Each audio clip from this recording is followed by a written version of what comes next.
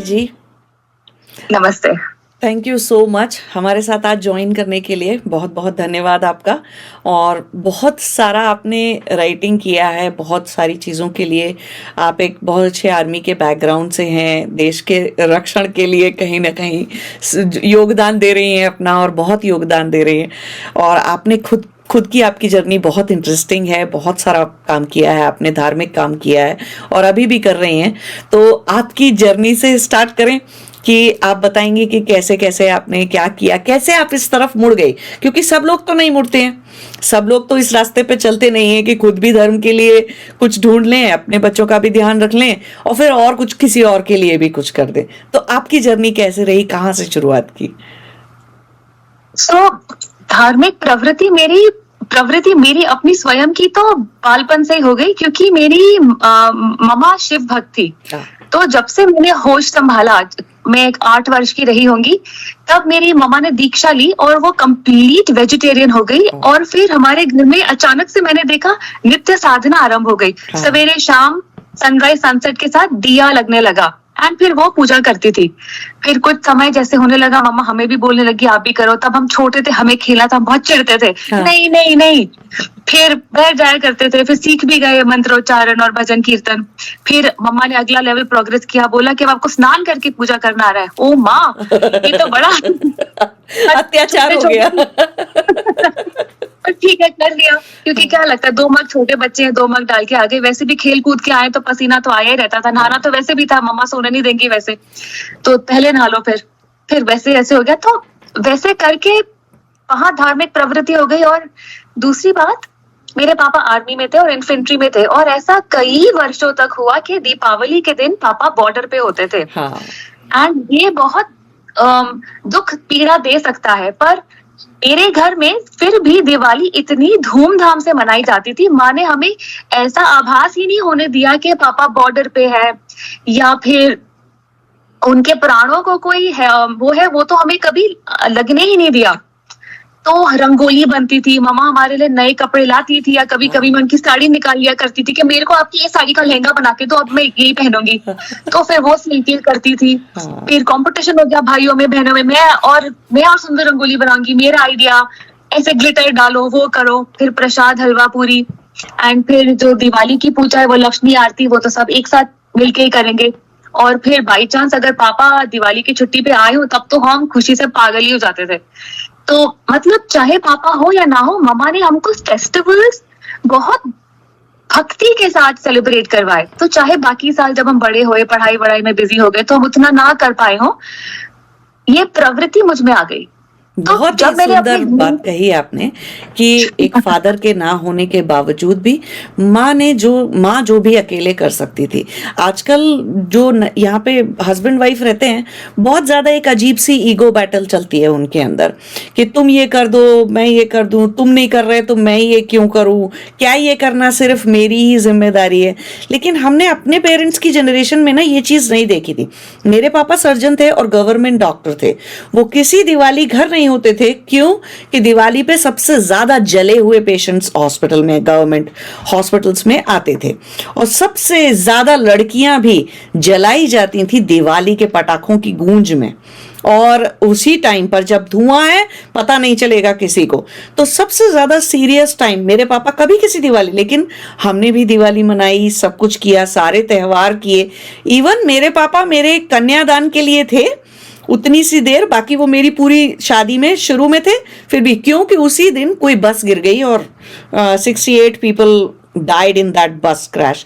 तो जितने बचे, जितने बचा सकते हैं जिनको, तो पिताजी का ना होना, पापा का ना होना वर्सेस मम्मी का सब कुछ देख लेना, बिना ये परेशानी खड़ी किए हुए कि ये क्या सिर्फ मेरा काम है, जो आजकल के बहुत सारे ऐसे करते हैं। नहीं करना चाहिए।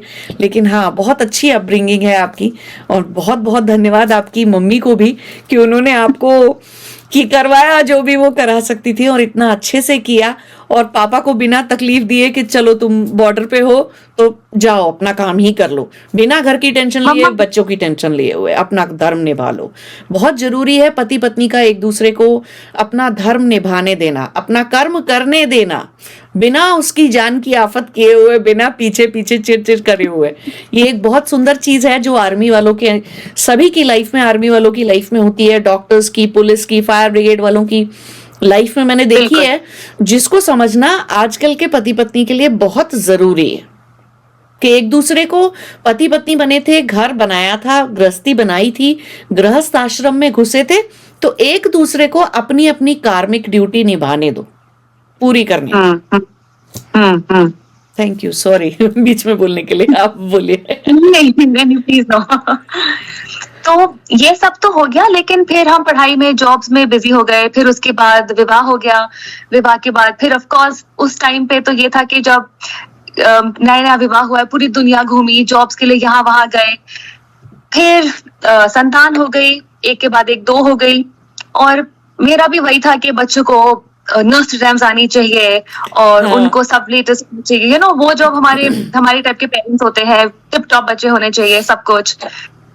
बट धार्मिक प्रवृत्ति थी, बट अब क्योंकि हम एक घर में नहीं रहते थे, कई बार हम ऐसे टूर्स, लॉन्ग स्टडीज पे थे मेरे हस्बैंड के साथ, जब होटल्स में रहना पड़ता था, वहां पे मैं अपना इतना पवित्र मंदिर नहीं सजाना चाहती हाँ। थी। तो वो मन में करा, कभी कभी नहीं भी किया, तो वो थोड़ा ऐसा फेज रहा। पर जब मेरे बच्चे हो गए, तब मेरे को बहुत ज्यादा सोशल कंडीशनिंग लग चुकी थी। एंड हमको हर चारों ओर से, मतलब मीडिया, सोशल मीडिया, उस दूर दूर का तो छोड़ो, बट फ्रेंड सर्कल एंड आसपास के लोगों से भी यही आता था कि अरे बच्चों को तो छोड़ दो, जब वो बड़े हो जाएंगे तो सीख जाएंगे, बच्चों को तो छोड़ दो। हाँ, नहीं तो सीखेंगे। ऐसा मन में आ गया कि अगर मैं अपने बच्चों को थोड़ी सी भी गलती से भी एक ओम भी सिखा दिया तो बहुत ही बड़ा उनपे अत्याचार हो जाएगा, प्रताड़ना ही हो जाएगी। तो यह करके फिर पहले तो जब बच्चे छोटे छोटे थे, आई हैड 2 वर्षों में मैंने दोनों हो गए थे। तो मेरी मम्मा कहती थी अब यही आपका धर्म कर्म है, आपसे हाँ। दिया भी नहीं लग रहा तो उसको बंद ही रखो मंदिर को, बिल्कुल, बिल्कुल। जब बच्चे थोड़े बड़े हो जाएंगे तब आराम से करना। सो हाँ। इस काम को अच्छे से करो। तो मैंने कहा ठीक है। थोड़ा बुरा लगता था कि मैं मंदिर नहीं खोल पा रही हूँ, स्थापना नहीं कर पा रही हूँ, पर मम्मा ने कहा नो, ये काम करो बच्चों को पालने का, बट ठीक से करो, प्रेम से करो। तो फिर मैं अपना, एक टाइम आया जब मेरे बच्चे अपर केजी में, बड़ा वाला क्लास 2 में आ गया है, छोटा वाला अपर केजी में चला गया, तब लाइफ थोड़ी सेटल हो गई। उनको नहलाना इतना बड़ा काम नहीं हो रहा, वो भाग भाग नहीं रहे हैं, थोड़ा स्कूल जाने लगे। तो पहली बार मैंने अपने मंदिर की स्थापना की, दिया लगने लगा सुबह शाम, मैं शांति से जाप कर पाती थी। और मेरी दादी सास ने मुझे एक श्री रामचरितमानस दी थी, वो भी मैंने पढ़ के, खोल के पढ़नी आरंभ कर ली। और मतलब मेरे को तो लगा कि जैसे मेरा पूरा जीवन ही, मतलब अमृत आ गया मेरे जीवन में। It's beautiful. तो ये सब पैरेलली चल रहा था, लेकिन अभी तक मैंने बच्चों को धार्मिक कुछ सिखाया नहीं था। तो अभी एक 5 और एक 7 वर्ष का तो हो चुका है, एंड मेरे को यही है कि आपको खेलना चाहिए एंड पढ़ाई में अच्छा करो, वही जो हमारे जैसे पेरेंट्स करते हैं। धर्म का तो कहीं नामो निशान नहीं दूर दूर तक, चाहे मन में है मेरे। फिर एक मेरे फादर इन लॉ की कजन सिस्टर है। अब ये मैं am very proud of this के हमारा क्लोज नेट फैमिली है। हाँ। ये मेरा ससुराल की बात है। हाँ। ससुराल में मेरी फादर इन लॉ की कजन सिस्टर, मेरे बेटे उनके साथ इतने क्लोज थे क्योंकि हम बॉम्बे में आसपास रहते थे, मिलना जुलना रहता था। तो वो इनको दादी बुआ कहते थे, मेरे बच्चे उनको। एंड नवरात्रों पे उनको चाहिए होते थे, कन्याएं चाहिए होती थी एंड भैरव। तो वो कहती थी कि अपने दोनों बेटों को ले आओ। तो हर नवरात्र पे वो उनको टीका करती थी, हलवा खिलाती थी, थोड़े पैसे दे दिया करती थी। एंड बच्चों को गिफ्ट्स मिल रहे हैं, कॉइन्स मिल रहे हैं, पैसे भी मिल रहे हैं, वो तो बहुत खुश हो गए। हमें लगता है कि आजकल के बच्चों को अच्छा नहीं लगेगा, नहीं बट मेरे लगता है, छोटे सारे बच्चों को लगता है। हाँ। लगता है। हाँ। सो आई वाज मिस इन्फॉर्म्ड कि बच्चों को मत कराओ ये सब, but they liked it, they loved it. And ये बुआ बिकॉज ऐसे करती थी, उनकी फेवरेट बुआ हो गई, दादी बुआ।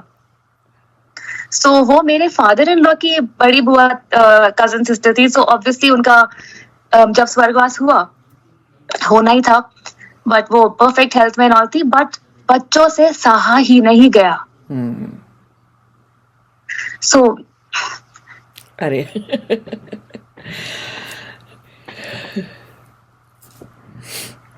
नहीं, ये बहुत बहुत सुंदर बात है ये कि कल्चर में हमको कैसे रखना है और बच्चों को कल्चर का पार्ट बनाना चाहिए। ऐसे छोड़ नहीं देना चाहिए कि अगर आईपैड पर बैठे हैं, कंप्यूटर कर रहे हैं या कुछ पढ़ रहे हैं तो हम उनको बुला के कल्चर का पार्ट नहीं बना सकते।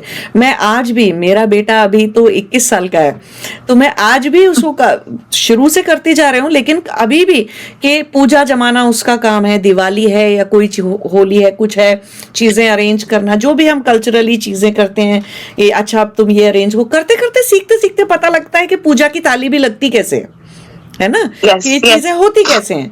अब हम होलिका, घर के अंदर हम होलिका जला रहे हैं तो हम होली सिर्फ कलर से क्यों नहीं खेल ले रहे, हम ये फायरवर्क ये जला क्यों रहे हैं, हम पूरा होलिका दहन क्यों कर रहे हैं साथ में। छोटी होली थी तो हमने ऐसे क्यों मनाई, हमने ये चीजें ऐसे क्यों की।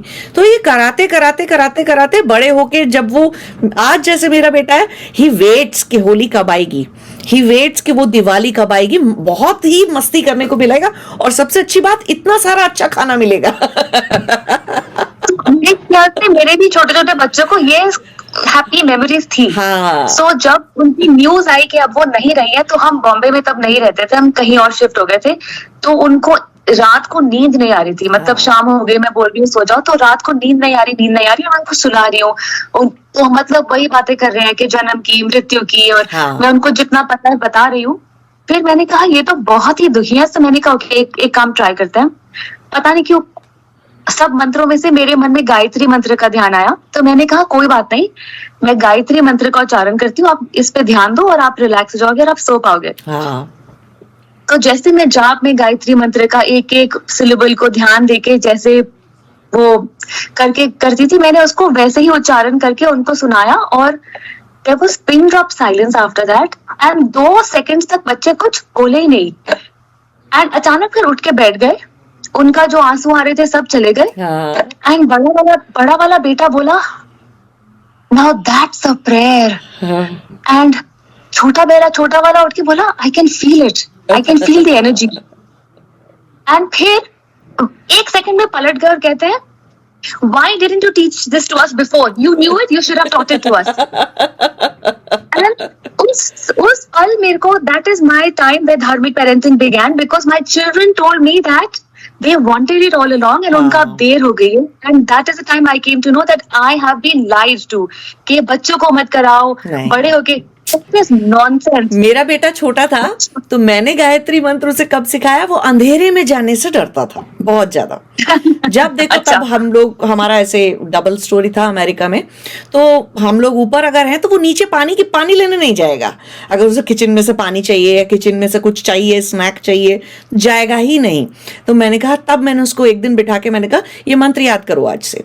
फिर मैंने मंत्र का बहुत सारा डिटेल में मीनिंग बताया, फिर मैंने उससे रिलेटेड एक स्टोरी भी मनगढ़ंत बना के सुना दी कि एक राजा था, वो बहुत डरता था, फिर देखो उसका डर कैसे चला गया, जैसे ही वो ये मंत्र का चैंटिंग करता था सारे भूत प्रेत सब आसपास से गायब हो जाते थे। अब वो उसके बाद से वो मंत्र जपता हुआ नीचे जाता, सीढ़ियां उतर के मंत्र चढ़ता, जपता हुआ आ जाता ऊपर, कहता मम्मा मुझे पहली बार डरने लगा। This is true, it really helps children. हाँ। फिर अब मेरे को लगा कि अब तो देर हो गई है, एक बच्चा अपर केजी क्लास 1 में और दूसरा बच्चा क्लास 3 में आ गया है, बट ऐसा संयोग हुआ कि मुझे कुदरती 2 ऐसे बातें हुई जिससे मुझे लगा कि नहीं अभी देर नहीं हुई है। सो एक है कि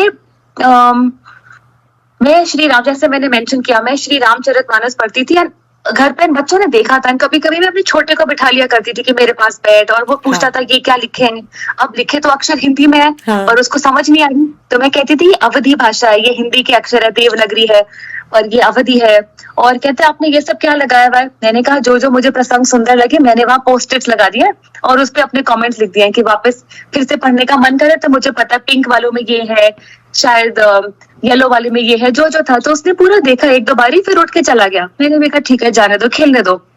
फिर कोविड आ गया, ऑनलाइन क्लासेस शुरू हो गई और ये इंटरनेशनल स्कूल था। इंटरनेशनल स्कूल्स का सिलेबस ऊपर नीचे होता रहता है, कुछ कुछ नई नई चीजें कराते रहते हैं। बाई चांस दूसरे तीसरे महीने में जब ऑनलाइन क्लासेस चल रही थी, उनका एक असाइनमेंट ऐसा आया कि हर बच्चों को, शायद रिलीजन और कल्चर पे कुछ चल रहा होगा, कि अब अगले हफ्ते आपको सारी क्लास को दिखाना है अपने रिलीजन के बारे में कुछ भी चीज, कोई फोटो दिखाओ गॉड की, कुछ भी लाओ। तो मेरे बच्चा जी, छोटे छोटे बच्चे थे, कुछ की मम्मियों ने याद करके भेज दिया, मुझे पता नहीं था, या रह गया। सो ऑनलाइन क्लास थी, बाई चांस मैं उधर सफाई कर रही थी, मैंने सुन लिया। तो एक बच्चा कोई रोजरी लाया था, एक कहता हमारी फोटो नहीं होती तो हम ये बुक लाए हैं, ऐसे ऐसे करके। उतने में ब्रेक हो गई। मैम ने कहा बाकी बच्चों का ब्रेक के बाद होएगा, इनकी बच्चों को बाथरूम के लिए या नाश्ते की ब्रेक मिलती थी। सो उतने में मामा भागा भागा आया, मेरा छोटा भी था। मामा मामा, मैंने कहा क्या हुआ? Where's your book? I said which book? Your big book. मैंने कहा वो पूजा उसमें ही है ड्रॉर में। तो भागा भागा गया और भागा भागा लाया एंड पूरा रेडी बैठा था जब उसकी बारी आई। सो मैम ने कहा ओके आदित्य आपकी बारी है। तो मेरा बेटा कहता ma'am this is my Shri Ramcharitmanas. अब उसकी तो है नहीं, but the pride had come in his voice. Ma'am this is my Shri Ramcharitmanas, it has these अक्षर्स, it's Devanagari but it is not Hindi language, it's Awadhi language and it's written by Goswami Tulsidas ji. तो जो मैंने इतने समय पहले बोला था उसको याद था। एंड फिर उसने कहा all our favorite प्रसंग we have marked with post-its and when I like to read it I open it up and read it। एक बार उसने कभी पढ़ी होगी, पर बोलने को उसने बोला इज जस्ट इन क्लास 1, और उसने गर्व से बोला कि मैं ऐसे करता हूँ। ये गर्व आना बहुत कठिन है। फिर और ये मैम ना वो टीचर हिंदू है ना वो मेरे बच्चे को जानती है, क्योंकि but look at the teacher, वो कितने प्रेम से बोली बेटा गॉड ब्लेस यू, बहुत अच्छा कर रहे हो। And then she went next level, she says the rest of the class, see how beautifully this child is speaking, you also must do like this। यहाँ पे बाई चांस ऐसा हो गया कि स्कूल ने बोला ऐसे करो, बच्चे ने ध्यान दिया और टीचर ने भी आशीर्वाद दिया कि बेटा ऐसे करो। कितनी अच्छी बात है। तो इससे मुझे प्रोत्साहन मिली। फिर एक बार ऐसा हो गया कि कभी कभी मेरी तबीयत ठीक नहीं है, कुछ है, मेरे को अच्छा नहीं लग रहा कि अब संध्या होने वाली है, दिया नहीं लगा हुआ है। तो मैंने अपने बड़े बेटे को सिखा दिया था कि माचिस से दिया ऐसे लगा देते अगर पिताजी ऑफिस में है या जो भी है। मैंने कहा तो उसने लगा के, तो ये अभी की बात है, लेकिन तो अभी मैंने फिर से बोला मेरी तबीयत ठीक नहीं या मैं घर पहुंच नहीं पा रही, कुछ तो भी था। तो मैंने कहा आप कर देना। फिर बाद में मैंने कहा सॉरी मुझे पता आपके एग्जाम्स चल रहे हैं, आप डिस्टर्ब हो गए ना, दिया लगाना पड़ा। कहते हैं उसमें 2 मिनट तो लगते हैं, एंड क्योंकि आपने मुझे दिया लगाना सिखाया है, मुझे माचिस चलानी आती है। एंड फिर कहता है हम जब स्कूल में साइंस लैब में जाते हैं, माचिस कैसे हैंडल करना है, उसकी लौ को कैसे बढ़ाई रखना है, उसको बुझने नहीं देना है, पूरी क्लास में केवल मुझे ही आता है। देखो कितनी इम्पोर्टेंट बात है। कहाँ से कहाँ क्या बात हो गई। एंड वो भावना है, विनम्रता है। अगर वो बोल देता पलट के कि हाँ आपने डिस्टर्ब किया, तो मैं बोलती हेलो एक्सक्यूज मी, कुछ बड़ा काम नहीं किया है। और मुझे वो और बात तक बात आई नहीं। ये बचपन से ही इनमें वो थे, वो घर में देखते आए हैं बड़ों में। फिर नहीं बहुत जरूरी है। सो यहाँ पे आके मुझे प्रोत्साहन मिली। अब आ जाता है कि हमारा समाज, we are all living in this place जहाँ पे हमें पता है कि मुझे लगता है कम से कम हिंदू धर्म को तो कोई भी प्रेम की दृष्टि से नहीं देखता है। एंड हम कुछ भी कर ले, हमारे कोई भी फेस्टिवल आने वाला होता है तो पहले ही उसके ऊपर षड्यंत्र सा रच जाता है कि अब ये आजकल तो बहुत ज्यादा हो गया है। मैंने देखा, पहले हम लोग छोटे थे तो उतना नहीं था, लेकिन हाँ फिर भी इस नजर से पहले कोई इतना नहीं देखता था। अभी मतलब थोड़े भी टाइम पहले वो, अभी तो बहुत ही अजीब हो गया। हाँ पहले सिर्फ इतना ही था कि आपको थोड़ा सा बैकवर्ड समझते थे, अगर आप ज्यादा कल्चरल हो, ज्यादा धार्मिक हो, तो ऐसे सोचा जाता था कि आप कोई बैकवर्ड इंसान हो। तो देन आई रियलाइज कि हम, मेरा तो स्वभाव है ही नहीं वैसे भी लड़ने झगड़ने आर्ग्यू करने का, या वो सब मेरा नेचर है ही नहीं। और मैंने ये एक्चुअली ये ईश्वर ने ही मेरे को वो दी है बुद्धि के, लड़ नहीं सकती तो मत लड़, but there are other ways of saying what you have to say. लड़ना मुझे बचपन से ही पसंद नहीं था। सो मेरे साथ 2 ऐसे अनुभव रहे हैं जिन्हें मैं अब मानती हूँ कि अगर ऐसा मैंने एक बार ही कर पाई हूँ तो मैं आगे भी कर पाऊंगी। तो एक बार हुआ कि दिवाली की हॉलीडेज थी, दिवाली की छुट्टियां शुरू हो रही थी, एंड हॉलीडेज पे तो बच्चों को होमवर्क दिया जाता है। तो पूरे साल जो होमवर्क नहीं दिया वो दिवाली पे दिया, the effects of noise pollution on the human ear. Wow. मैंने कहा अब जब दिवाली के पटाखे आ रहे हैं तो तभी आपको नॉइज पोल्यूशन की, एंड ऐसा नहीं है कि स्कूल जानबूझ के कर रहा है। अब हम इतने वो हो चुके हैं कि अब हमारा ये सोशल कंडीशनिंग हो चुकी है।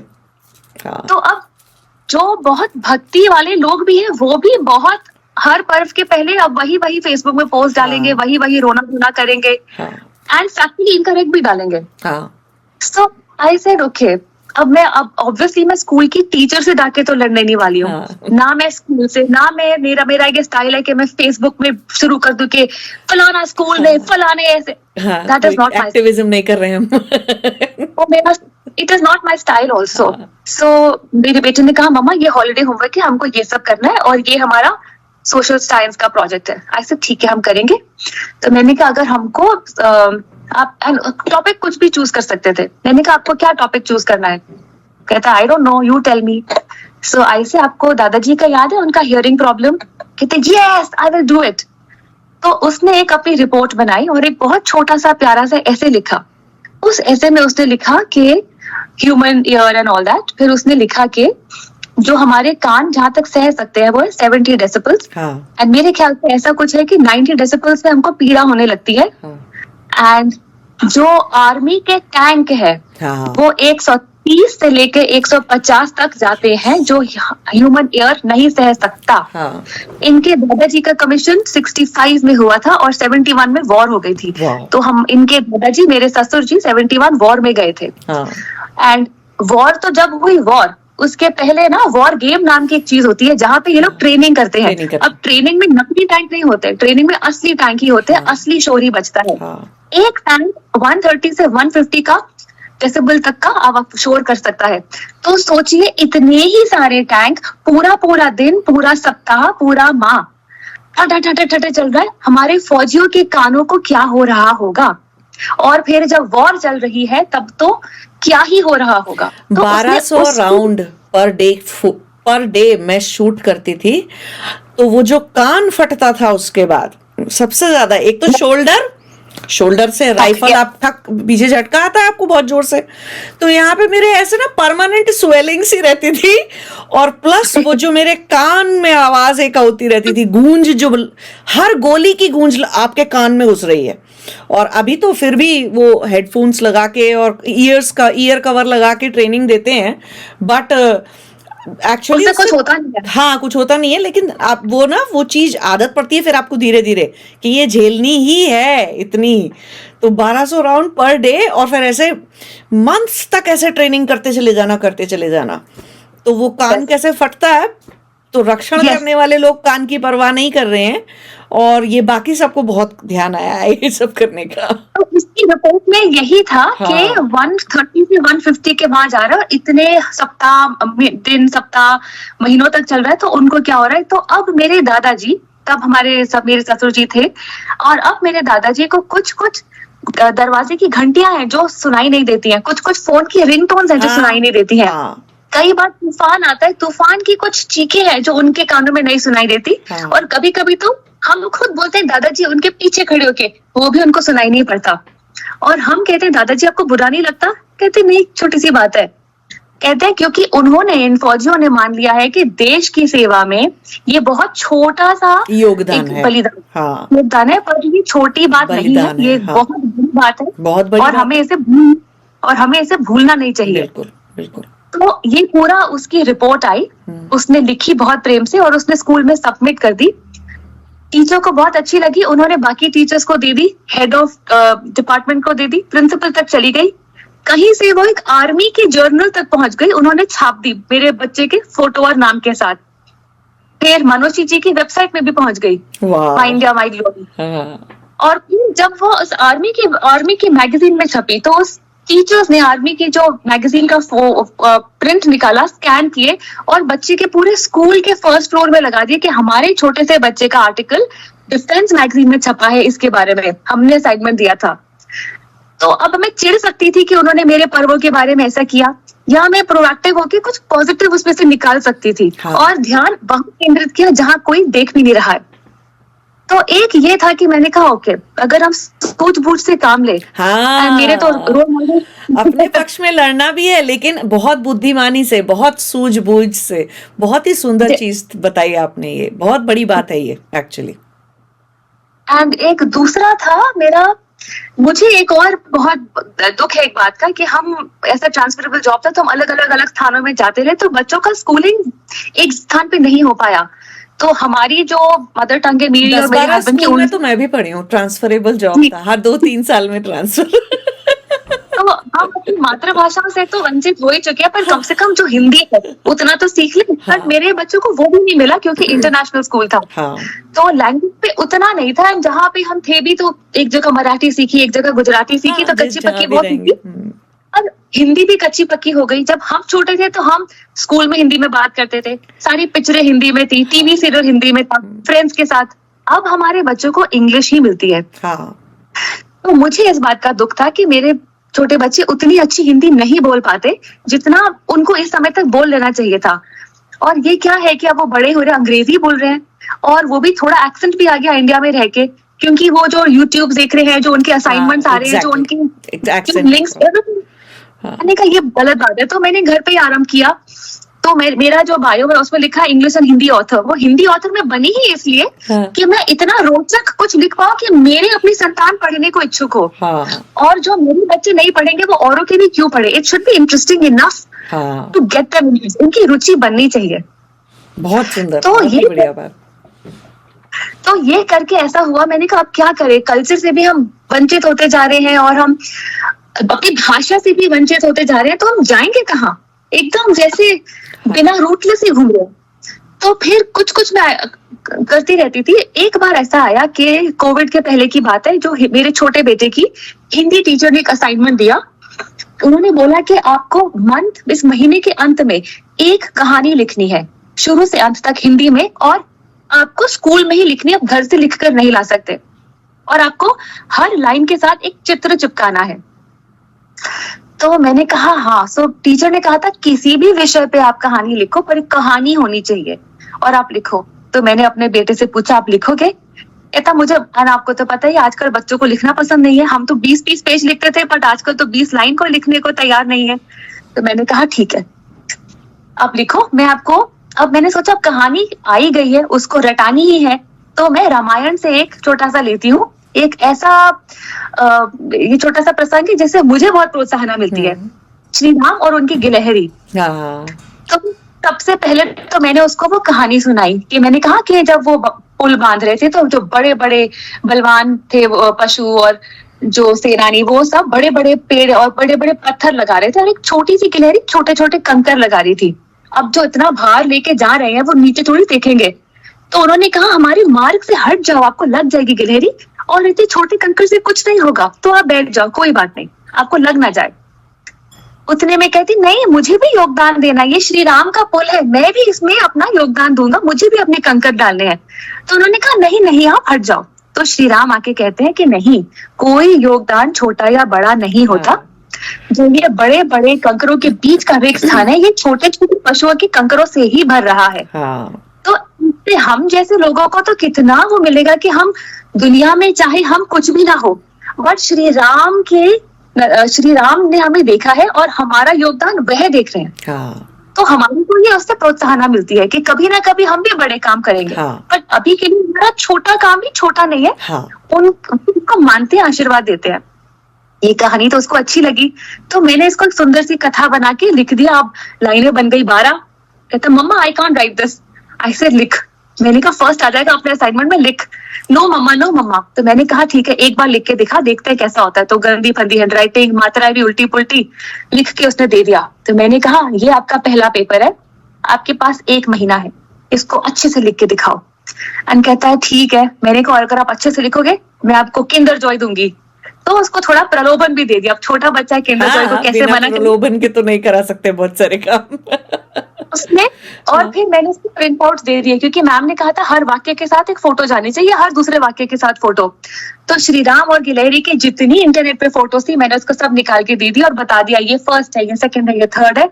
बहुत खुश हो गया, 12 फोटो लेके गया और सुंदर हैंडराइटिंग में, बल्कि अंत में तो वो पूरी कथा इतनी भावना के साथ बोलने लगा कि कोई सुने तो उनकी आंखें नम हो जाए, क्योंकि उसने समझ लिया था ये क्या है। फिर उसने लिखा, लिख के वो आ गया। फिर उसके बाद छोटे बच्चों की स्कूल में छुट्टियां हो गई, बड़े वाले की फिर भी थोड़ी 1-2 क्लासें थी। तो हिंदी टीचर ने बड़े को देख लिया कॉरिडोर में, बोला बेटा इधर आओ, आप इसके भाई हो? उसके कहता हाँ मैम वो मेरा छोटा भाई है। तो मैम ने मेरे बड़े वाले को गले ऐसे करा कि उसको ब्लेसिंग्स दी, कहते आपके भाई ने सबसे सुंदर कहानी लिखी है असाइनमेंट में, उसको बहुत बहुत आशीर्वाद। कितनी बड़ी बात। तो मैंने कहा, तो मैं तो फिर उसने आके घर बताया। तो मेरी यह यात्रा रही है, और वही मैंने सोचा कि चिड़ के, गुस्सा होके, एक्टिविज्म करके, गाली या इस बात पे दुखी होके कि जो नहीं मिल रहा है, जो नहीं हो सकता है। सारे ही जगह पे ट्रांसफर वाले जितने भी पेरेंट्स हैं वो तो क्या कंप्लेन करेंगे कि उनके बच्चों को कई बार मिड टर्म ट्रांसफर होते थे हमारे। तो कोई ये नहीं है, ऐसा नहीं है। हाँ, और अभी मैं एक फैमिली को जानती हूँ, और वो हमारे भारत की पहली वुमेन कमांडो हैं, और उन्होंने जो है सबसे पहली जो एज अ वुमेन कमांडो जो पोस्टिंग ली थी वो बस्तर में थी।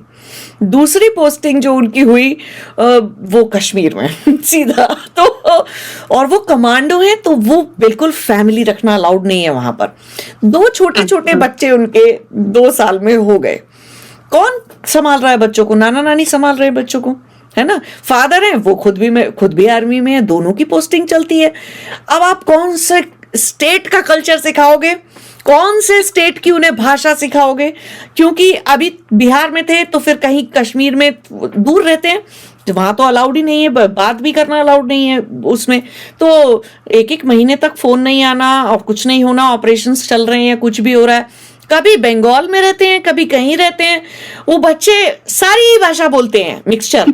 दोनों छोटे छोटे हैं, और आप उनका पता लगाना है तो आपको बंगाली आनी चाहिए, मराठी आनी चाहिए, बिहारी आनी चाहिए, आपको कश्मीरी आनी चाहिए, जाने कुछ कुछ बोलते रहते हैं। बहुत ही छोटे, ये तो बहुत ही अच्छा है। 4-5 साल वाले हैं। हाँ, और वो बहुत सारी भाषाएं आती हैं, ये तो और भी अच्छा है। और नाना नानी क्योंकि उनके वो हैं साउथ इंडिया से हैं, तेलुगु हैं, तो वो अपनी तेलुगु भाषा भी बोलते हैं, वो भी सिखाते हैं। तो कोई एक नाना नानी के साथ रहने से एक भाषा आती है। लेकिन अब प्रॉब्लम क्या आती है, अब आप अलग अलग स्टेट के स्कूल में तो आप लोकल लैंग्वेज नहीं पढ़ोगे, इंग्लिश ही पढ़ोगे आप, तो आपको इंग्लिश ही आएगी। तो बहुत सारे हमारे यहाँ के लोगों का, स्पेशली जो मेरे हिंदी चैनल पे जो व्यूअर्स होते हैं ना, कई बार भाषा को लेके वो बहुत ज़्यादा दिमाग अपना चला लेते हैं। उतना चलाने की ज़रूरत होती नहीं है, क्योंकि वो ये नहीं समझते कि भारत में भी कितनी बड़ी population central services, army services में काम करती है, जिनका हर थोड़े दिन में ट्रांसफर होता है, और उनके पास कोई भाषा नहीं बचती सिवाय इंग्लिश के। सही बात है। तो भाषा को इतना बड़ा वो भी नहीं समझना चाहिए कि वो कोई ऐसी चीज है कि हम उस पर डिवाइड क्रिएट करें ना। तो भाषा इस बात की, भाषा से ऐसा भी नहीं है कि आप धर्म नहीं सीखेंगे या अपने उसका कल्चर का सम्मान करना नहीं सीखेंगे, या आप अपनी कोई हिंदू रिलीजन की चीजें जो भी हम कर रहे हैं, व्रत त्योहार या कोई भी चीज, उसको करने में भी भाषा आपकी वो है, कोई बाधक है। भाषा किसी चीज में बाधा नहीं बनती है। कोई सी भी भाषा किसी को आती हो, हम लोग तो बाहर रहते हैं, हमारे बच्चों को भी हिंदी बोलना तो आता है, लिखना और पढ़ना नहीं आता है। क्योंकि अब यहाँ आके आप इतने बिजी हो जाते हो, इतने वो हो जाते हो, आपको लगता है बच्चा एक भाषा तो पढ़ ले जो वो स्कूल में ये तो बोल पाए कि can I go to toilet, इतनी तो बात कर पाए वो। तो आप तब तक आपको वो इंग्लिश करते करते करते करते, मैंने भी अपनी हिंदी ठीक करने के लिए अभी 3-4 साल पहले जब मैंने सोचा कि मैं इंग्लिश में तो मैंने चैनल बना लिया और इंग्लिश में तो मैं बोल ही रही हूँ, चलो मैं हिंदी में भी बोलती हूँ, तब मुझे समझ आया एक्चुअली मेरी हिंदी खराब हो गई बच्चे से बात कर करके, सबसे बात कर करके। मैं आईटी में भी हूँ, अभी भी मैं आईटी में काम करती हूँ, तो ऑफिस में भी हम सारा टाइम इंग्लिश ही बोल रहे हैं, तो सोचते भी आप इंग्लिश में हो, भाषा में सब चीज। तो मैंने सारे पुराण और सारी चीजें हिंदी में पढ़ना स्टार्ट किया 2 साल के लिए, सारी बुक्स बदल ली। मैं कहा ये सब इंग्लिश नहीं, हिंदी वर्जन लाऊंगी मैं। तब मेरी 2 साल में पढ़ते पढ़ते, बुक्स रीडिंग करते करते हिंदी ठीक हुई। बट क्या हिंदी ना आने से मुझे समाधि लगाने में दिक्कत आई? तपस्या करने में, साधना करने में, जिसकी भाषा मौन है, तो शब्दों से ऊपर उठकर मौन तक जाने में कोई तकलीफ आई? कोई सी भी भाषा आती हो मुझे फर्क नहीं पड़ता है। बिल्कुल, हाँ। ये इसी भाषा के उस पे, ये चलो भाषाएं हमारी बहुत सारी है, बट फिर भी हम भारत के पूरे जितने भी हैं, उत्तर दक्षिण पूर्व पश्चिम, कुछ बातें हैं जो हमें जोड़ रही है। हाँ। एंड धार्मिक पेंटिंग के लिए धार्मिक पेरेंटिंग के लिए सबसे पहले है कि हम माता पिता सबसे पहले सीखे धर्म क्या है। हाँ क्योंकि जब हम छोटे थे, जब मैं छोटी थी, मैं सोचती थी धर्म का अर्थ है रिलीजन। हाँ। ये तो अब बड़े होने के बाद समझ आया कि धर्म का तो बहुत सुंदर, बहुत बड़ा अर्थ है। वो तो धर्म लॉ ही ऑफ है कंडक्ट है धर्म तो, सिर्फ कि आपका कैसे। हाँ पूरी सृष्टि धर्म के ऊपर है। अगर हाँ। ये सूरज और ये पृथ्वी अपना धर्म त्याग दे तो कुछ बचेगा ही नहीं सब। और हमें तो ये सब, अब मैं समझी हूँ कि जितने भी समाज धर्म का पालन कर रहे हैं वह समाज चलते रहेंगे, जो अधर्मी है उनका नाश हो जाएगा। वो हाँ। नाश होना ही निश्चित ही है, चाहे कितना भी बलशाली हो और कितना भी उनके पास धन हो, अगर धर्म का पालन नहीं है तो उसका नाश होगा। तो अगर हमें प्रकृति का बैलेंस बिगड़ता है, फिर आप समाज में आ जाओ तो कॉन्स्टिट्यूशन, लॉज एंड पॉलिसीज का बैलेंस बिगड़ता है, और नीचे आ जाओ तो पारिवारिक बैलेंस बिगड़ता है। समाज में, आपका समाज में जितने लोगों से रिश्ता है, प्रोफेशनल रीजन से या पर्सनल रीजन से, फिर वहां बैलेंस खराब होता है। तो आप पंच तत्व का बैलेंस, और फिर लास्ट में इतना आप जगह बैलेंस खराब कर चुके हो तो उसका सीधा इम्पैक्ट आपकी पंच तत्व से बने हुए अस्तित्व पे आता है और उसका भी बैलेंस बिगड़ता है। तो ऐसे इतने अधार्मिकता करने की कोई वो नहीं है। कुछ लाभ ही नहीं है अधर्मी बनने का। हाँ। मतलब लगता है कि हम क्या क्या, बट इट्स अ फूल्स वे। मूर्खों का मार्ग निकल जाएगा ये। हाँ। तो अगर हम सीख जाए, एंड आजकल तो हम फिर भी बहुत लकी हैं। आजकल तो बहुत सारे लेखक हैं जिन्होंने हमारे ओरिजिनल ग्रंथ पढ़े हैं और ओरिजिनल संस्कृत को पढ़ के उन्होंने हमारे लिए लाए हैं, हम फिर भी पढ़ सकते हैं। क्योंकि अभी आपने और मैंने चलो बहुत इसमें आगे हैं, तो अब हम गीता प्रेस से उनका हिंदी अनुवाद पढ़ लेंगे। हाँ। हम वाल्मीकि रामायण, लेकिन सबके लिए नहीं पॉसिबल है। फुल टाइम जॉब्स हैं, हाँ। पारिवारिक रिस्पॉन्सिबिलिटीज हैं, उसमें कहाँ से करेंगे। तो अगर किसी को धार्मिक रूप से, धार्मिक प्रवृत्ति से, मतलब मैं ये नहीं कह रही कि पूजा पाठ वाले बच्चे बनाने हैं, धार्मिक बच्चे मतलब जिनको धर्म का ज्ञान हो, हाँ। वैसे बच्चे बनाने हो, तो पहले हमें आना चाहिए। पहले हम सीखेंगे तभी सिखा पाएंगे। और वो सीखने के लिए आजकल तो बहुत इजी है, बुक्स अवेलेबल है। बल्कि यदि हम ओरिजिनल वाल्मीकि रामायण पढ़ें तो उसमें तो ऐसी बहुत चीजें हैं ही नहीं जो हमें सिखाई जाती हैं। हाँ, तो आधी तो हमारी बॉलीवुड से तो उठाना नहीं है रामायण को। वाल्मीकि रामायण पढ़नी पड़ेगी। जी जी, इवन जो टीवी पे प्रसारित हुई थी उसमें भी बहुत सारी बड़ी बड़ी त्रुटियां हैं जो कंफ्यूज करके रखती है हमें। तो चलो, जिन्होंने अपना अच्छा काम किया उनके ऊपर मैं कुछ नहीं कह रही, बट जो हमारे ऋषि हमारे लिए छोड़ गए हैं, पहले हम उस ज्ञान को तो पहले स्वीकारें, उसको पढ़े, पहले अपनी नींव बनाए, फिर एंटरटेनमेंट के लिए कुछ देखना पड़ना है, एक्स्ट्रा लोगों के views, peoples take on it, वो सब कर ले। बट ये जो है वाल्मीकि रामायण और वेद व्यास महाभारत, ये दो यदि हम पढ़ ले तो हमारा फंडा क्लियर हो जाएगा कि धर्म क्या है। और धर्म, हम फंस जाते हैं क्योंकि एज अ पत्नी मेरा धर्म कुछ होगा, but as a citizen of a nation धर्म कुछ और होगा। तो जैसे आपने कहा ना, पति पत्नी को एक दूसरे के मार्ग में नहीं आना चाहिए। तो जब मेरे पिताजी का धर्म था कि वो देश की रक्षा करे बॉर्डर पे रह के, मेरी माँ ने उनको ये नहीं सुनाया कि आप पीटीए मीटिंग पे नहीं थे। तो ठीक है, she understood this was her धर्म, शी अंडरस्टूड कि, and my father also didn't say मैं तो अपना देश की रक्षा कर रही हूँ, तू क्या कर रही है।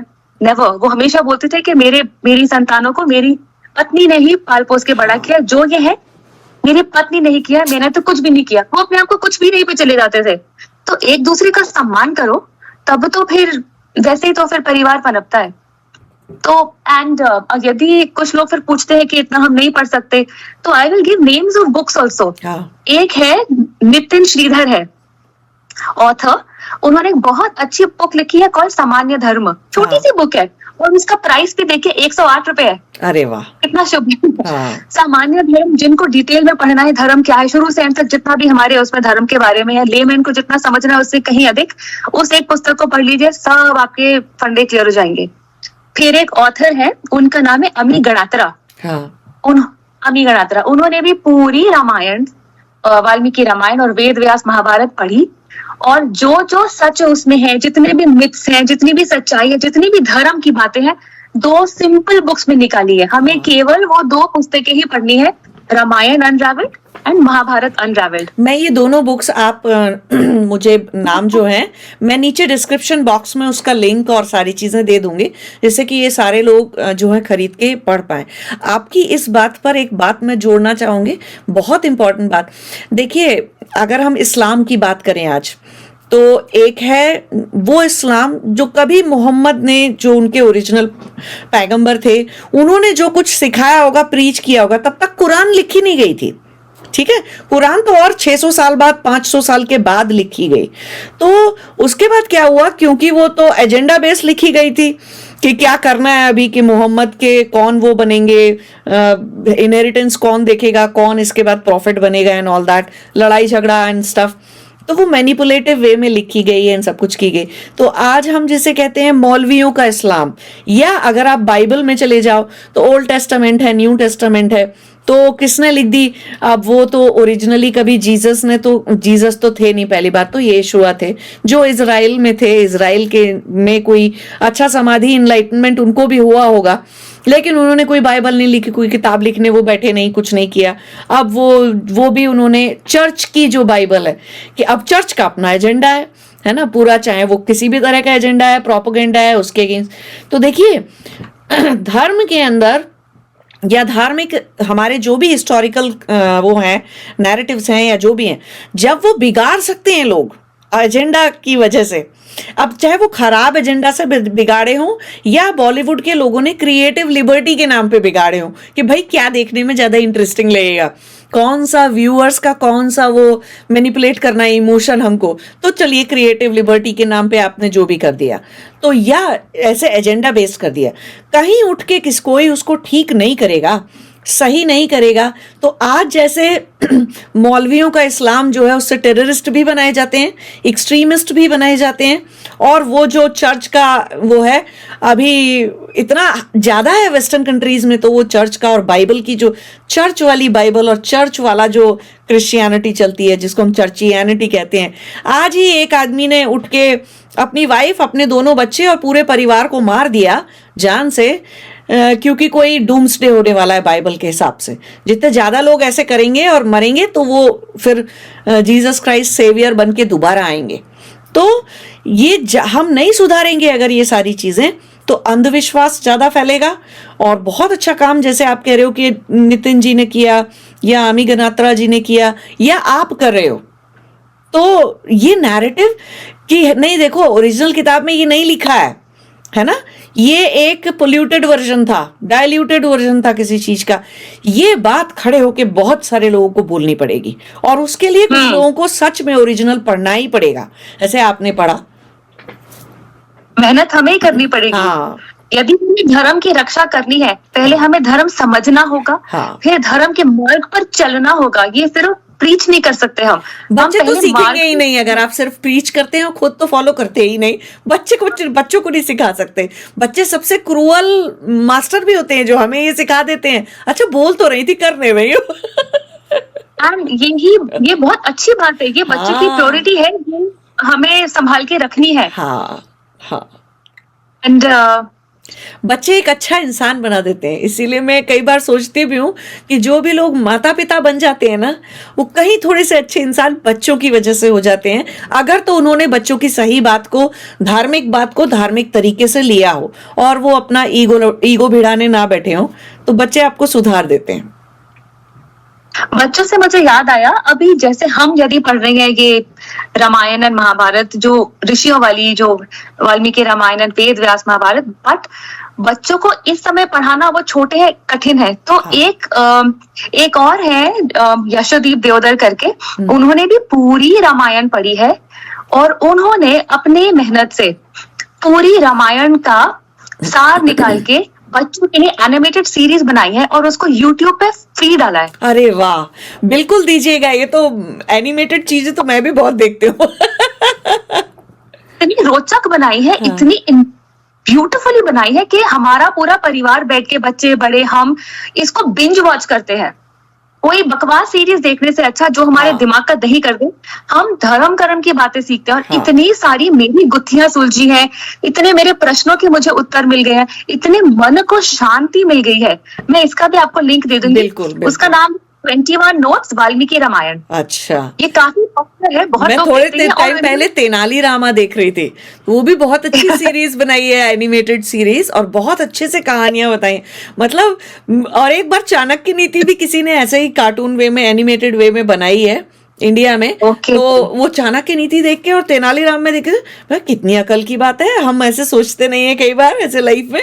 इतना सा सोल्यूशन था इस बात का। वही हमारे पास इतना ट्रेजर है, ट्रेजर है। जो हमारे ऋषि और हमारे एंसेस्टर्स हमारे लिए छोड़ गए। हमें बस अपनी आंखें खोलनी है, अपने कान खोलने और नतमस्तक होना है हाथ जोड़ के, और we should be ready to imbibe it. हम एरोगेंस से टूरिस्ट या आउटसाइड व्यू करके देखेंगे तो हम वही बने रहेंगे, एम्प्टी, शैलो, कुछ सीखेंगे नहीं।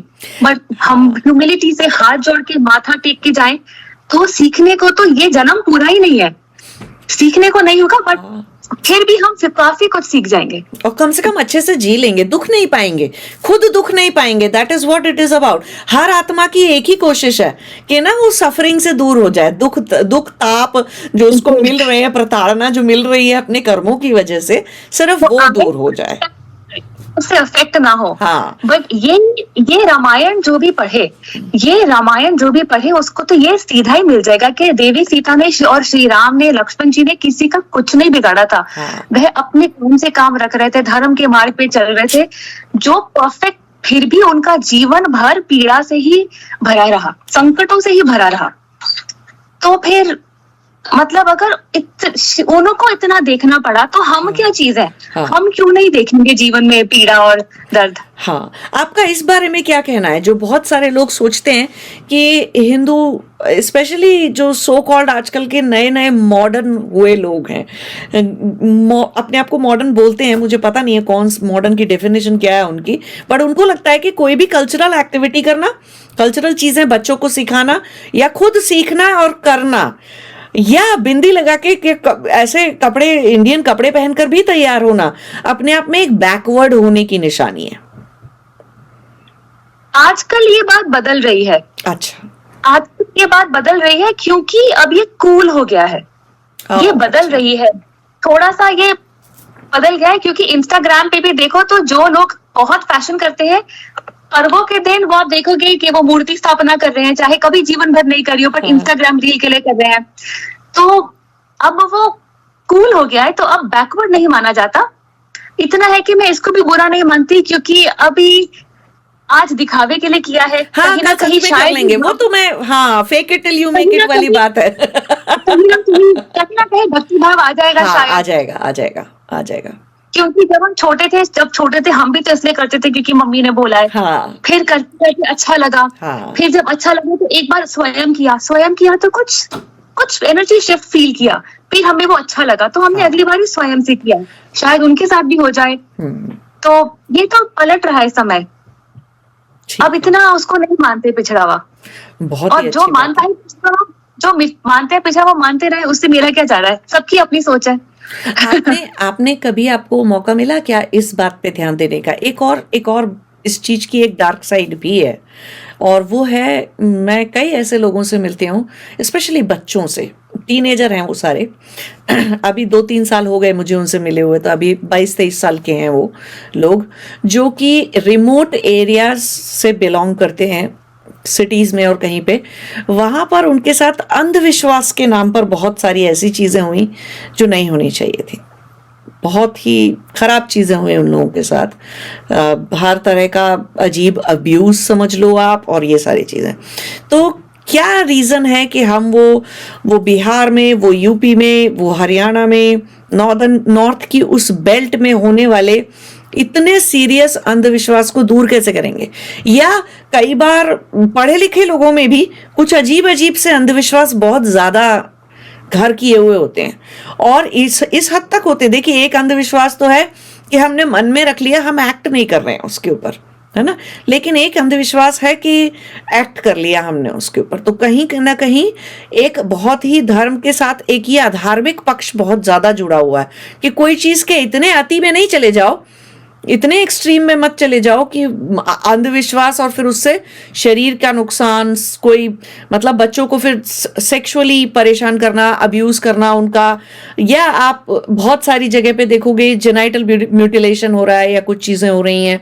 और ये चीज हरियाणा में भी है, यूपी में भी है, बिहार में भी है, जहां पर कि लोग बीमारी हो गई तो डॉक्टर को दिखाने की जगह आज भी सिक्के से बच्चे को जला देते हैं, बॉडी पे लड़कियों को या लड़कों को गरम करके बिल्कुल तपता हुआ सिक्का रख देते हैं उनके ऊपर, जला देते। ऐसे कई लोग, कई बच्चे हैं, कई लोग हैं, उनकी मेंटालिटी ना बड़े होके फ्रैक्चर्ड हो जाती है, साइकोलॉजिकली दे आर डिस्टर्ब्ड इन अ वे। वो कभी नहीं भूलेंगे उनके साथ क्या किया गया। तो वो समाज के उस एस्पेक्ट को हम कैसे देखेंगे, कैसे ठीक करेंगे? मुझे इसके बारे में पता नहीं था, बट आई थिंक ये तो बहुत ही बड़ी बात है। इसको तो सरकार अभी हो रहा है, 2024 में ऐसा किया जा रहा है। और वो ये तो फिर जो सरकारें हैं, जो स्टेट गवर्नमेंट से, उनके संज्ञान में लाना चाहिए, उनको पता चले ताकि वो इसके ऊपर एक्शन ले सके। ये तो सब जगह बता ही देना चाहिए कि बच्चों का या बड़ों का या किसी का भी सेक्सुअल हरासमेंट तो होना ही नहीं चाहिए। ये मुझे किसी लगता भी है ये धर्म सब में कुछ क्रिमिनल है, राइट? तो क्राइम तो हम पुलिस रिपोर्ट तो कर ही सकते हैं ऐसे केसेस में। ये क्रिमिनल एक्टिविटी हुई तो हुई कि बच्चे को जलाना या कुछ भी ऐसी हरकत करना उसके साथ, तो क्रिमिनल एक्टिविटी को के नाम पर एक्टिविटी कर रहा होगा, उनका कोई रिलेटिव ही होगा, उनकी मदर होगी या फादर, उनकी माँ कर रही है ऐसा, माँ और पिताजी कर रहे हैं ऐसा। और एक लड़की या एक बच्चे के साथ नहीं, उस पूरे शहर में बच्चे पलते ही ऐसे हैं। उस पूरे, वो 2 गांव हैं, दोनों गांव में चाहे कितने बच्चे हैं वो पलते ही ऐसे हैं। नाम मैं इसलिए नहीं लूंगी क्योंकि मेरे साथ वो बच्चे बेचारे जुड़े हुए हैं, दे वोंट फील के नाम ही ले दिया। अब इसमें आप पूरे गांव की माओं को जेल में डाल देंगे, वो भी सोल्यूशन नहीं है। तो ये सोशल वर्कर्स को घर जाके करना पड़ेगा, एंड सोशल वर्क एनजीओस कर पाए तो कर पाए, otherwise governments have to be informed about this. उनको एक बार पता चल जाएगा। यूपी में तो अगर सही जगह बात पता चल गई तो आई एम श्योर वो एक्शन लेंगे या नॉलेज फैलाएंगे। वो they will not allow any of this to happen. दुनिया भर का उन्होंने कचरा निकाला है, ये अंधविश्वास का भी निकल जाएगा। और पता नहीं कौन सी रीति कितने वर्षों पहले किस भावना से, किस लक्ष्य से शुरू हुई और वो हम भूल गए। तो बिना सोचे वो करे जा रहे हैं। एक मेरी फ्रेंड थी, उसने मुझे बताया था कि ये मैंने रीडर्स डाइजेस्ट में पढ़ा था कि एक लड़की थी, उसने अपने बच्चों को डांटा और बोला कि अपनी टोपियां बेड पे मत रखो। तो उसने बेटी ने अपनी मामा से पूछा, क्यों, मैं अपनी टोपी अपने बेड पे क्यों नहीं रख सकती? तो उसने सोचा हाँ क्यों। तो उसने अपनी मम्मी को फोन किया कि आप हमको हमारी टोपियां बेड पे क्यों नहीं रखने देते थे। तो उसने बताया, उसकी मम्मी ने उसको बताया कि जब तुम छोटी थी, ये मैंने एक ही बार बोला है, उस घर में जो हमारी पड़ोसी थे उनके सर में जुएं थी। मैं नहीं चाहती थी कि उनकी जुएं तुम्हें लगे, तो मैं टोपी तुम्हारे को बेड में नहीं रखने देती थी ताकि उसकी। तो अब उन्होंने तब बता नहीं पाई होंगी कि उस दूसरों के सामने कैसे बोल दे कि तुम्हारी टोपी में क्या है। अब बच्चे ने वो मान लिया और वो आगे जनरेशन में चलता रहा। एक बार बच्चे ने टोक के पूछ लिया तो उसने चेक कर लिया। तो एक रीति किस कारण से, कभी 1000 वर्ष पहले किसी एक पीड़ा का एक क्योर होता होगा कि उसको जला दो। वो हर चीज में चलती आ रही है। जब मैं छोटी भी थी मेरे को बहुत नोज ब्लीड्स होते थे बिकॉज एक इंजरी थी। उस इंजरी का आप बताओ उपाय क्या था? They had to burn it. I could smell the burn. They had to cauterize it. Cauterize कर दिया। So अब हमें नहीं पता ये प्रथा कहाँ शुरू हुई, किस कारण हुई। अब वो अंधविश्वास की उसमें चली जा रही है, पर हमें इसको चिपके नहीं रहना। तो ये मैं कहूंगी, अब कितने लोगों पे क्रिमिनल डाल के वो पुलिस में फंसा देगी, फिर अलग झंझट, फिर जो बच्चा जो उसका हो रहा था वो भी बंद हो जाएगा। कौन देखेगा फिर? हाँ सही बात है, खर्चा कौन देगा, बच्चों को पालेगा कौन? पूरा ही सब खत्म हो जाएगा। सोशल वर्क इंटरवेंशन हो जाएगा, ये भी सोशल इंटरवेंशन। लोगों को एजुकेट करना कि भाई ये करना गलत है। तो मेरा एटलीस्ट हमारे जैसे जो पेरेंट्स हैं जो बहुत ही अलग हो गए अपने रूट से और कल्चर से, अगर मेरे को एक छोटा स्टार्टर पैक देना होगा उनको, तो I can suggest only things which worked for me. तो एक है, पहले स्वयं समझे कि धर्म क्या है। तो हम अपने ग्रंथों को समझे, पढ़े, तो उससे हमारी को क्लैरिटी आती है। तो हम डे टू डे जो अपना निर्णय ले रहे हैं, जो भी काम कर रहे हैं, उससे हमको बच्चों को पालने में भी क्लैरिटी मिलती है। एक वो कर लें, ओरिजिनल रामायण, वाल्मीकि रामायण, वेद व्यास महाभारत, वो सब पढ़े। फिर आता है कि हमारे घर में हम प्रैक्टिस क्या कर रहे हैं। Are we actually honest? हम बोल रहे हैं कि झूठ नहीं बोलना है, तो झूठ, अगर मुझे किसी फ्रेंड को नहीं मिलने जाना है तो अब मैं बहाना नहीं करूंगी कि मन मूड नहीं है, मैं बोल दूंगी आज सच्ची मन नहीं कर रहा, प्लीज मेरे को छोड़ दे, मत बुला, मुझे जबरदस्ती मत कर। तो बच्चे देखेंगे कि मम्मा ने, उनको मन नहीं कर रहा था, उन्होंने वही सच बोला है कि उनको मन नहीं कर रहा, उन्होंने बहाना नहीं मारा कि इन लॉज आ गए, कोई आ गया, बीमार हूँ। तो दे विल सी कि as much as possible they are trying to speak the truth also, you have to follow it, and ताकि आगे जाके जब बच्चे कोई धार्मिक रिचुअल्स देखे, ताकि वो उसको आउटसाइडर लेंस से ना देखे, उसको नीची नजरों में अपने आप को सुपीरियर मान के ना देखे, वो उसको अपनत्व के भाव से देखे। हमें अपने घर में कम से कम, अगर जिनको भी हम मानते हैं, चाहे हमारी कुल देवी की मूर्ति हो या जो भी हो, एक सवेरे शाम दिया लगा दें। और कैंडल ना लगाए, क्योंकि हमारे जो जो अलग अलग देवी देवता है उनका फेवरेट एक ऑयल है, तो सरसों का तेल होगा, या तेल है, सेसमी ऑयल है। जी बिल्कुल सही कह रहे हो।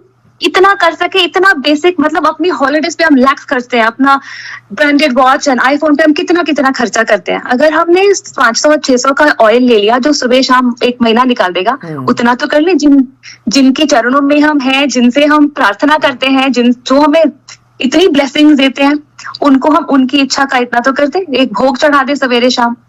सुबह अगर उनकी इच्छा, उनका पसंद का कोई फूल है तो वो चढ़ा दे। जब घर में बच्चे वातावरण देखेंगे, अगरबत्ती की सुगंध आ रही है, धूप की सुगंध आ रही है, और तो उनको ये लगेगा कि ये नॉर्मल है, हमें इन पे हंसना नहीं है। नहीं तो स्टैंड अप कॉमेडी में जब इसका मजाक उड़ाया जाएगा तो हमारे बच्चे भी इन सब पे हंसेंगे। तो ये सबसे बड़ी विक्ट्री हो गई आउटसाइडर, मतलब जब अंग्रेज आए वो हमें हरा नहीं पाए, अब हमने अपने आप को हरा दिया। तो एक ये है। फिर जैसे मेरे को जो हेल्प हुआ जब मैं छोटी थी, चाहे कितना भी दुख हमारे जीवन में उतार चढ़ाव रहे हो, मेरी मामा ने फेस्टिवल्स को बहुत प्रेम से मनाया, भावना से मनाया, भक्ति से मनाया। भावना से, भक्ति से। सो ऑफ कोर्स उन्होंने ये नहीं कहा कि भक्ति करोगे पुराने कपड़ों में रहो, नो। अच्छे कपड़े भी पहनने हैं, स्वादिष्ट भोजन भी बनेगा, नैवेद्य भी चढ़ाएंगे, प्रसाद भी मिलेगा, फ्रेंड्स को भी बचेगा, वो सब, मतलब फेस्टिवल। और भावना और भक्ति भी है। तो मम्मा हमको बोलेंगी अभी ये लक्ष्मी जी को कमल पसंद है, तो वो मार्केट में ढूंढ के लाएंगी कहाँ से अच्छा कमल मिला है, हमारे हाथ से चढ़ा देंगी, तो हमें पता चला ओके कमल का फूल भी चढ़ाते हैं। नहीं तो वो तो टेक्स्ट बुक्स में, या मतलब देखते रहो कि नेशनल फ्लावर है, उसके आगे तो कुछ समझ ही नहीं आएगा। और उसके आगे क्या था, मोस्ट इम्पोर्टेंट, अपने बच्चों को कोई मंत्र सिखाइए। सबसे जरूरी हम अपने बच्चों के साथ हमेशा नहीं रह सकते, लेकिन ईश्वर का आशीर्वाद उनके साथ है। और उस आशीर्वाद को और भी अपनी एनर्जी से वो कर सकते हैं, यदि उनको मंत्र का कोई भी अच्छा मंत्र आ जाए, उसका उच्चारण करते रहे। ऐसा हो ही नहीं सकता कि एक बच्चा है जो देवी मंत्र का जाप कर रहा है और उसपे कुछ भी आके कुछ हानि हो जाए, या शिव पंचाक्षर स्तोत्रम कर रहा है या हनुमान चालीसा कर रहा है। तो ये हमें अपने बच्चों को एनर्जाइज करना है, हमें उनको सक्षम देना है, ये सुरक्षा कवच देना है, फिर वो जहाँ जाए हम निश्चिंत रह सकते हैं। हाँ, बिल्कुल सही कह रहे हैं। बहुत बड़ी बात है ये, बहुत ही बड़ी बात है ये। एंड फाइनल, हम चिड़े ना, हम छत्रपति शिवाजी का एग्जाम्पल ले, एंड जो हमारे आसपास, हम सारी दुनिया के तो नहीं सॉल्व कर सकते, बट जो हमारे छोटे से ऑर्बिट में जो प्रॉब्लम्स है उनको तो सॉल्व करने का प्रयास कर सकते हैं। तो सूझबूझ से काम ले, चिड़े ना, हो जाएगा। भगवान का आशीर्वाद हमारे साथ है, सदा ही धर्म की जीत होती है। तो मन शांत हो, भगवान के चरणों में हमारा माथा हो, तो सारी गुत्थियां सुलझ जाएंगी। अभी नहीं होगी तो जब समय आएगा तब होगी, हमें डगमगाना नहीं है अपने मार्ग से। तो धार्मिक पेरेंटिंग का यही मेरा अनुभव था, और कोई सुन रहा है तो बस इतना ही मैं कहूंगी। थैंक यू सो मच, बहुत बहुत धन्यवाद आपका आरती जी। बहुत ही सुंदर तरीके से आपने अपनी लाइफ से कनेक्ट करके कितनी सारी चीज़ें समझाई हैं। और बहुत बड़ी बात है कि माँ बाप हमेशा नहीं रहेंगे, मंत्र रहेगा। वही सोचकर एक टाइम था जब मैंने भी अपने बेटे को कई मंत्र सिर्फ इसलिए सिखाए थे कि ये सिद्ध किए हुए ऐसे ऐसे मंत्र हैं और ये तुम्हारी ऐसे ऐसे लाइफ में हेल्प करेंगे इन केस में ना रहो। बहुत ही बड़ी बात है, ये बहुत सही चीज़ है। बहुत बहुत धन्यवाद आपका हमारे उस पे आने के लिए, पॉडकास्ट पे।